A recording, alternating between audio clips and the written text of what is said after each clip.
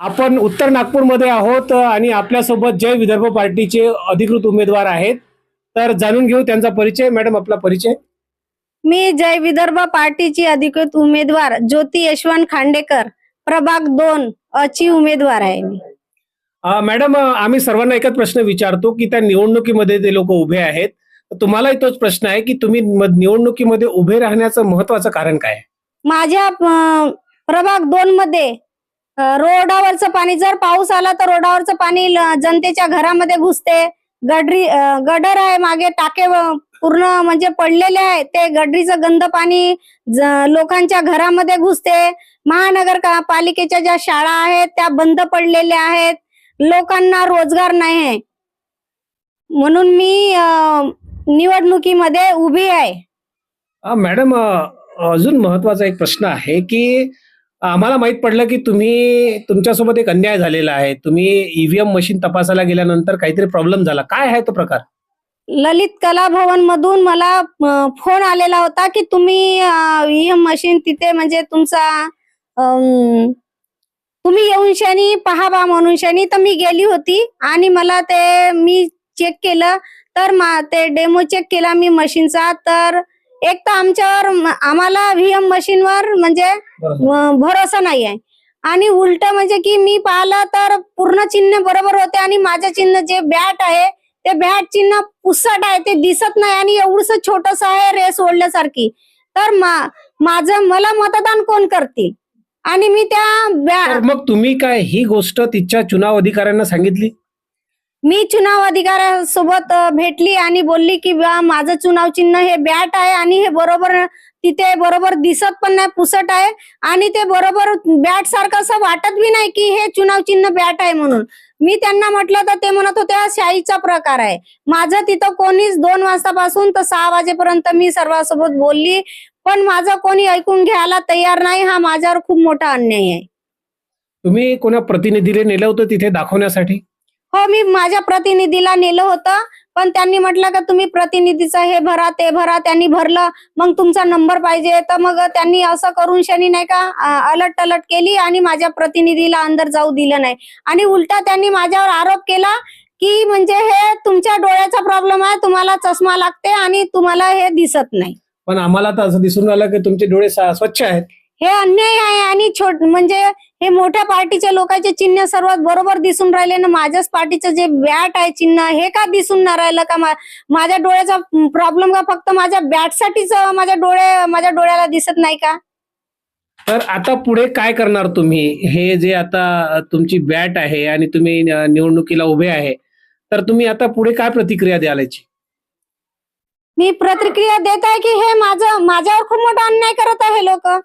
माझं जे चुनाव चिन्ह बॅट आहे प्रभाग 2 मधून, तर त्यांना जे बॅट आहे ते माझं बॅटचं चिन्ह मला दुरुस्त करून पाहिजे आणि मोठ्या याच्यामध्ये पाहिजे मला. कारण की लोकांना दिसतच नाही हे बॅट आहे म्हणून. अशी रेस केली आहे बस एवढंच. तर ते कोण बॅट समजणार आहे की मला कोण मतदान करणार आहे?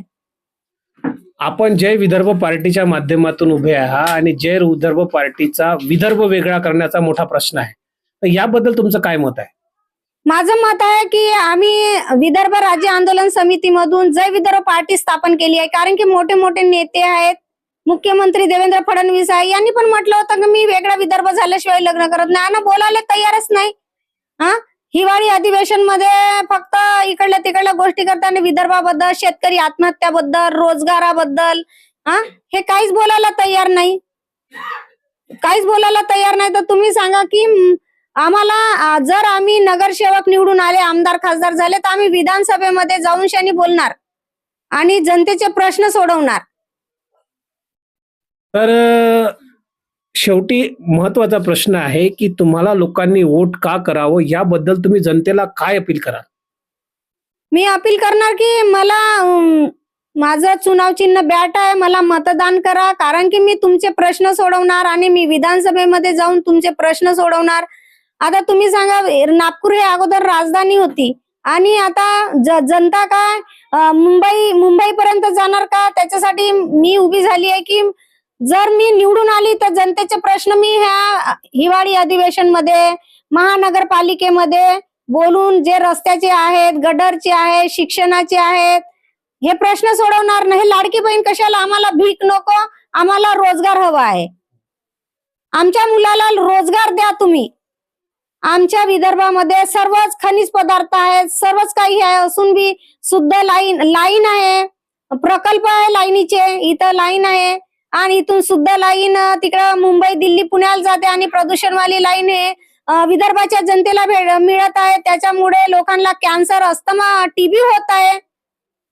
तर आम्हाला वेगळं, आम्ही जर निवडून आलो तर आम्ही वेगळ्या विदर्भाबद्दल बी बोलू आणि वेगळा विदर्भ करू. मी जनतेला अशी अपील करते का मला तुम्ही आपलं मत हे करा, भरघोस मताने मला निवडून द्या आणि मी वेगळ्या विदर्भासाठी बोलली पाहिजे. कारण की समोरची आता नाही तर तुमच्या पोराबाराच्या भविष्यासाठी मी उमेदवारी पद घेतलं आहे आणि रोजगार तुम्हाला मिळणारच. आणि वेगळा विदर्भ पण मी करण्यासाठी मी दिल्लीमध्ये आंदोलन करते, मी लाईट बिलचे आंदोलन करते आणि मला स्मार्ट मीटर तर नको. माझ्या विदर्भाच्या जनतेला घरोघरी मी सांगत आहे, प्रचार पण करत आहे आणि मी घरोघरी सांगत आहे की स्मार्ट मीटर लावू द्यायचं नाही.